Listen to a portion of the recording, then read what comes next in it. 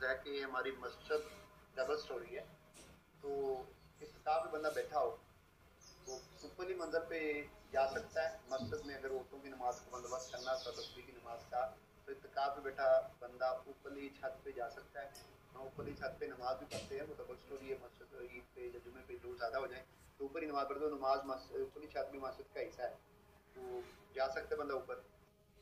जी वालेकुम सलाम रहमतुल्लाहि व बरकातुहू। आपका सवाल है कि आपके यहाँ जो मस्जिद है वो डबल स्टोरी है, तो क्या ऊपर वाली छत में इत्तिकाफ पे बैठा हुआ शख्स जा सकता है?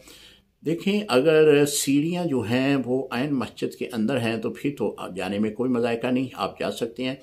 अगर सीढ़ियाँ ऊपर जाने का रास्ता जो है वो फ़नाई मस्जिद में है या खारिज मस्जिद में है तो फिर जाना ये जायज़ नहीं होगा।